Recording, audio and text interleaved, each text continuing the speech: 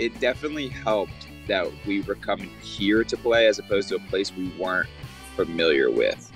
We'd come here, we the guys on the team had experienced the crowd, had experienced, getting our teeth kicked in. Like, I think it would have been maybe a different story if we were to go to like Atlanta.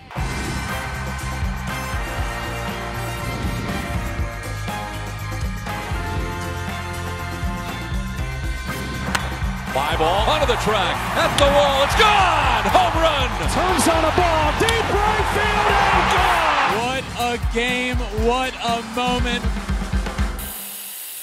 All right, I am pumped to be joined again on the show by Zac Gallen, ace of the Arizona Diamondbacks, sitting in the stands at Dodger Stadium. What a day, man. Thanks for joining me.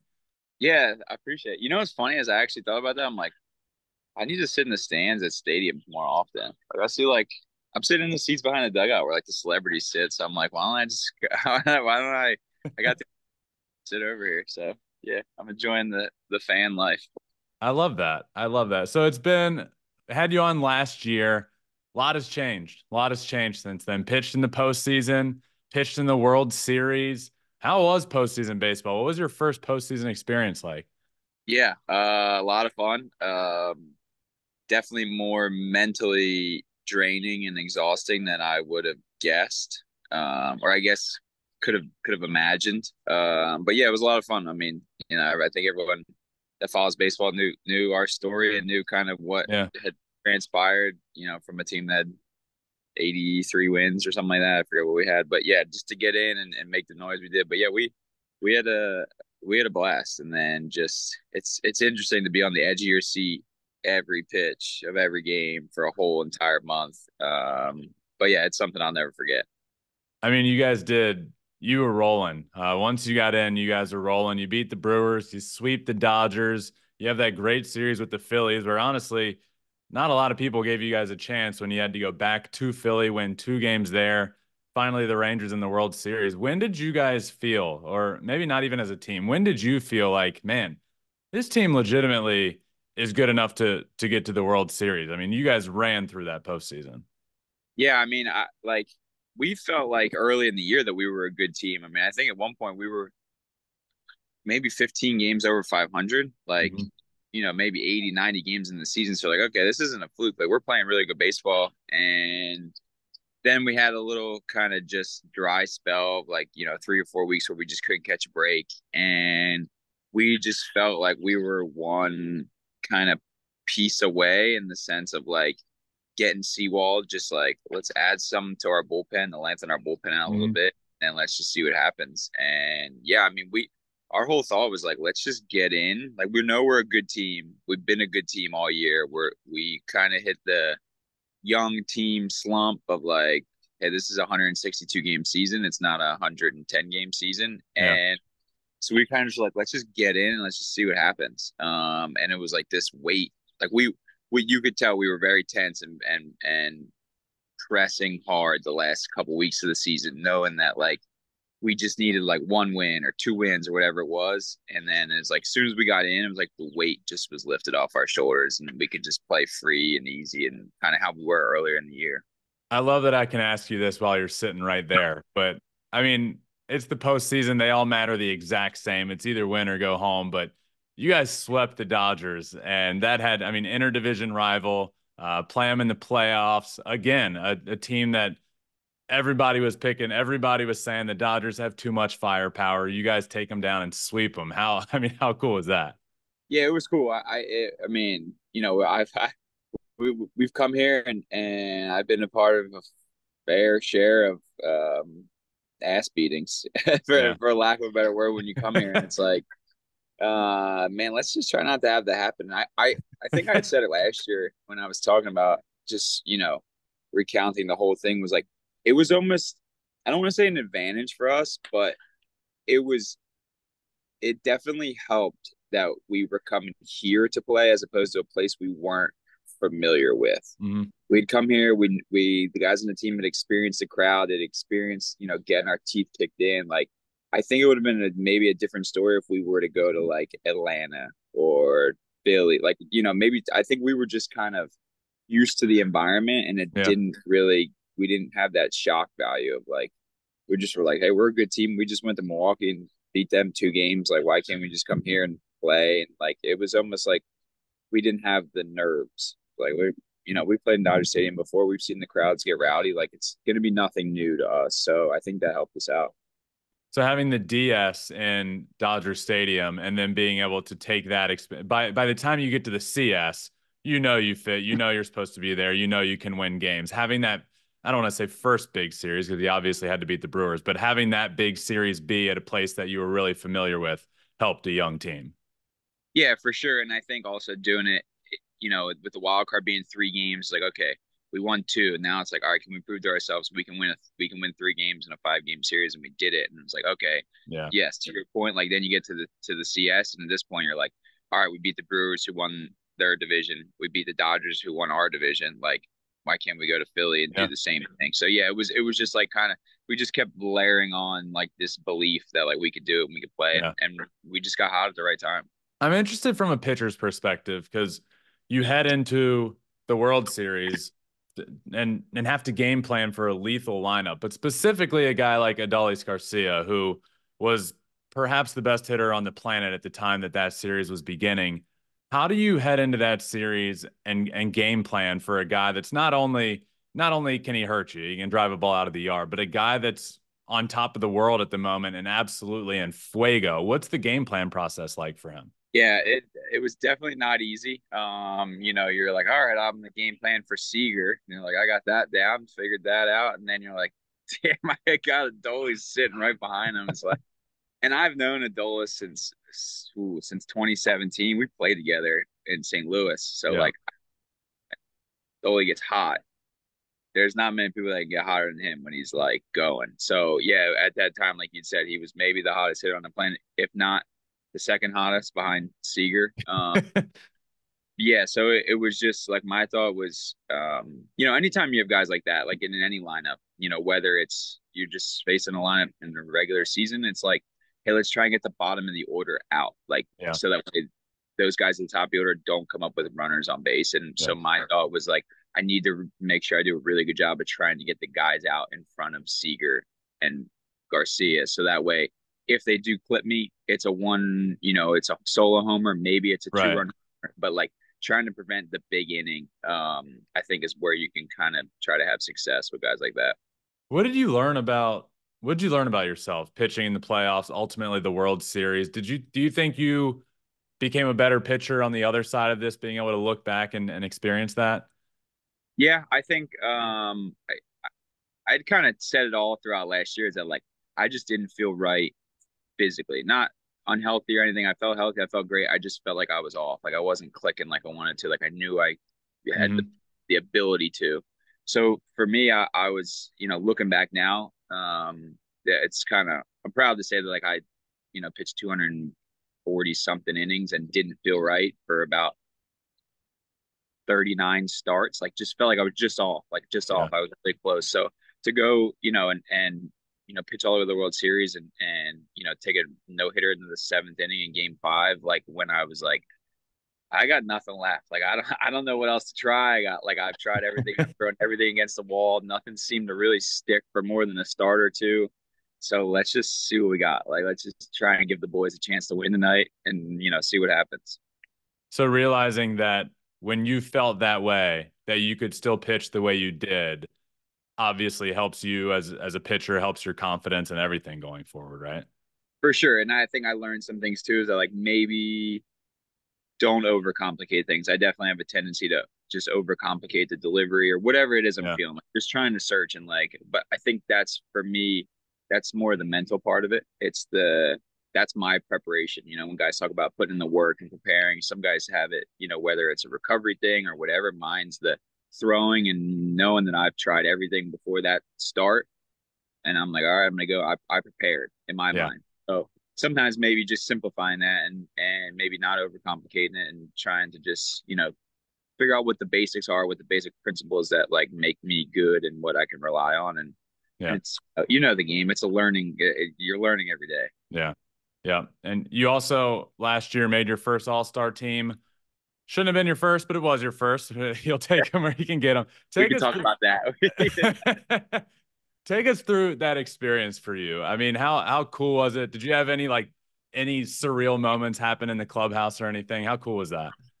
Yeah, no, it was cool. Yeah, like you said, I felt like I was really close. You know, 22, I pitched really well, and then just kind of struggled the couple starts before that, and just didn't make the team. And then 21, I got hurt, so it was like it was just kind of this just culmination of like, all right, I finally achieved something that like wasn't necessarily a goal of mine as a kid, but it became a goal like when I was like baseball became a job Yeah. for me. So the profession was like, I think I'm good enough to be an all-star. Like I think I could do this. And then so to be able to, check that off the list was really cool. And just to kind of take it all in. I mean, there wasn't really one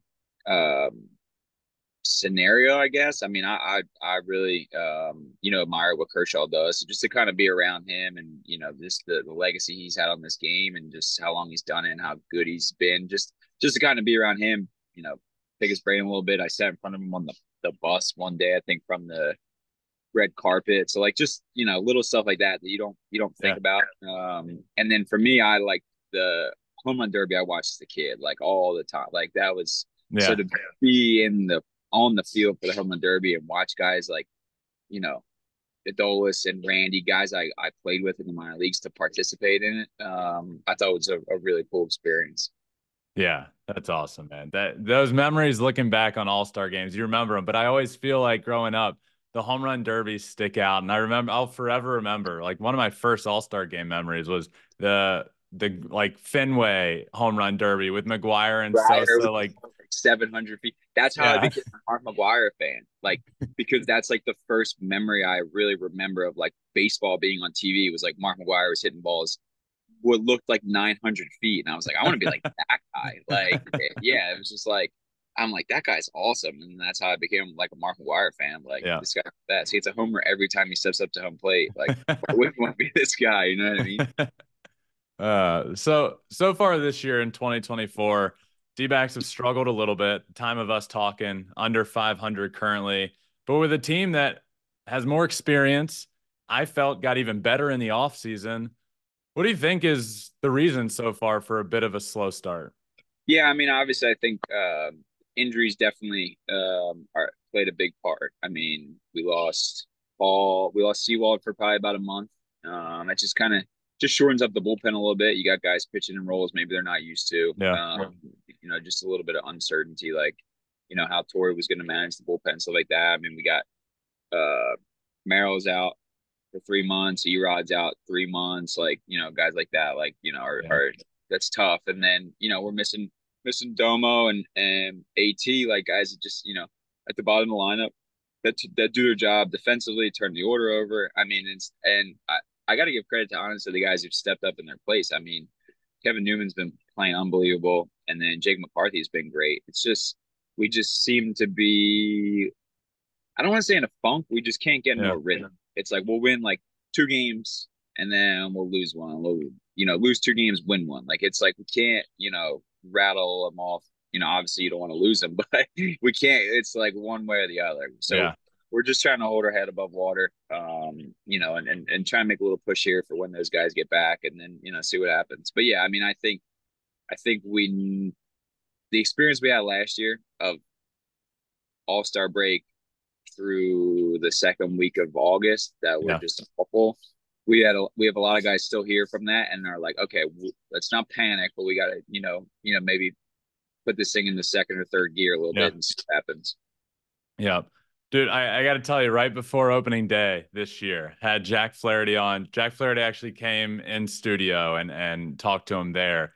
And he told us that you hosted him on his official visit at UNC. First, what can you tell us about a young 18-year-old Jack Flaherty? Yeah. So I hosted him on his official. He's the only funny story. He's the only recruit I ever hosted like by myself. Like, so yeah. So I would just say to the coaches like, hey, I don't really want to host. Like, this is probably I'm like, I don't really want to host. Like, the money, I wind up losing money because you guys don't give us enough money to pay for food and all this, whatever. So I'm like, I'm losing money, and I'm like, then I got to figure out where to sleep in my dorm. Like, I'm like, nah. So they come to me and they said, listen, this is the one guy we're gonna ask you to host. Like, can you host him? And I said, all right, that's fine. They said, he's probably going to be a first rounder, and we're going to need you to do everything you can to get him here. I said, all right, I'll see what I can do. So, yeah, so I had Jack. Jack, pretty quiet back then, like, didn't, like, was just there just to chill and, like, have a good time. Like, wasn't, like, I mean, we've had some guys, like, good buddies of mine that, that I played with that came on their official, and it was like, these guys are ready to party. Jack was, like, he was just there just chilling, just wanted to have a good time. I think we went to, like, I want to say we went to like a women's volleyball game. Like we just walked around campus, like just did like, normal stuff. Like, and at the time we had a Ben and Jerry's on campus, which I'd never seen before, but we had one on campus. And I thought the thing that was going to get Jack to come to Carolina was, I'm like, hey man, they got this fire milkshake here. Let's go get a milkshake. So we went. I did the best I could, and Jack wound up getting $2 million. So I think that was probably better than the milkshake from Ben and Jerry's. So do you feel like you went wrong anywhere? Do you feel like a failure because he ended up signing and not going to UNC? Is there anything you could have done better? No, I think Jack. I think if you ask Jack, he'll tell you I had a good visit. Obviously, I got to leave some things unsaid, but like I think we had a good time, and I think Jack would have come, but I think I probably would have taken the $2 million too. I don't. I mean, I'm not stupid. I think I would have taken the $2 million just well. You guys had a pretty good duel recently, just out there, tossing, strike out 19 guys over 12 innings. It was fun to watch you guys doing it all. Yeah, it was fun to watch you guys go back and forth. Yeah, no, it's good. That's the either second or third time I've thrown against Jack in like the last 6 months. And it's always a good battle. I mean, I've same thing. I've known Jack since I was 17, but then we were in the Cardinal system together. So like I was, I've been around him, baseball terms for a long time. So just to kind of see the evolution and the progression like of his career and like how he's just kind of developed over time, has been pretty cool to watch. I mean, yeah, I wish he would have went to Carolina. He probably would have helped us win a lot more games. we could have used this 18-year-old Jack Flaherty, but it is what it is. What's the relationship like now? Are you guys like tight when you face off? Are you texting the night before? Do you talk after and catch up? Like, how are you guys close?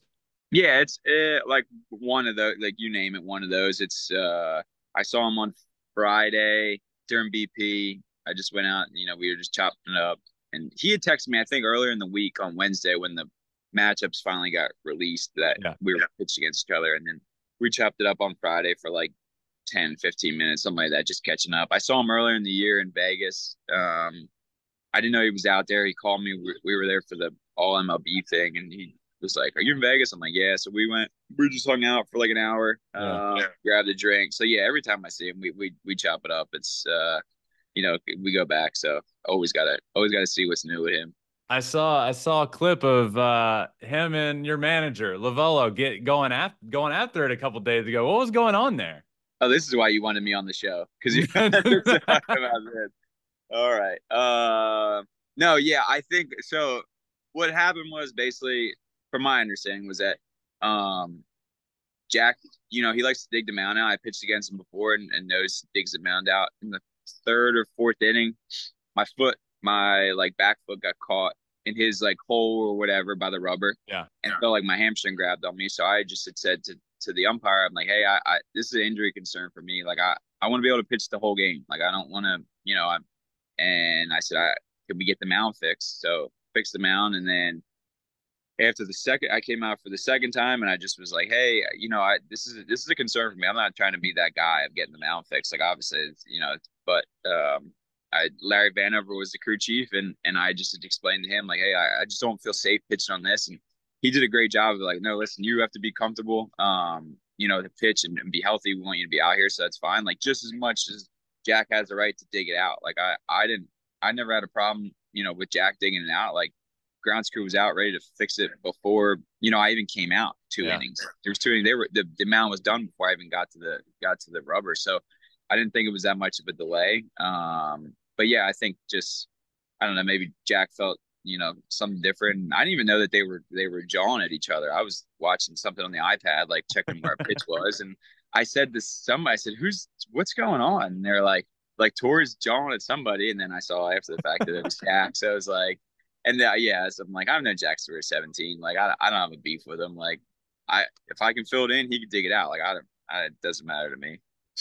You know me, Zach. That's what I like to do. I ask the hard-hitting questions, put people in uncomfortable spots. That's the nature of this show, you know? Yeah, I was very uncomfortable about answering that. No, I was like, yeah, I'm like, I wanted to go see him after the game, be like, hey, what were you doing? Like, why? Like, but I didn't get a chance to see him on Sunday. So when I see him, I'll be like, hey, can you not dig it out that far so I don't get hurt? But no, we're good.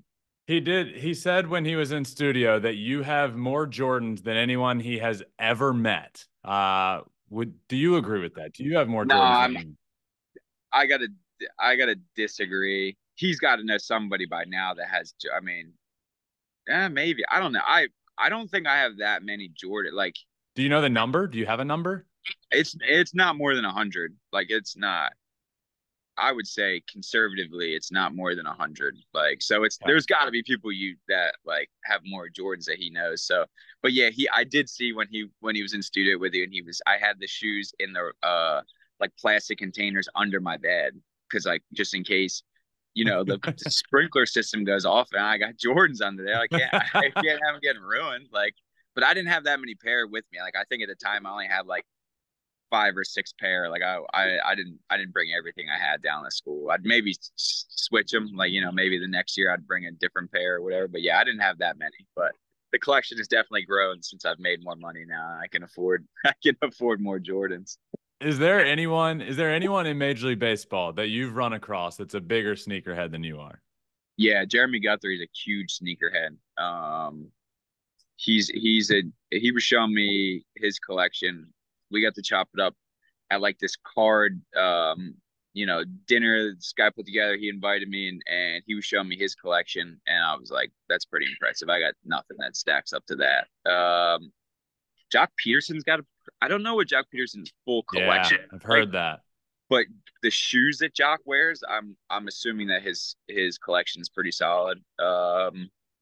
Other guys that I played with, Merrill's got a good collection. I don't know that it's huge.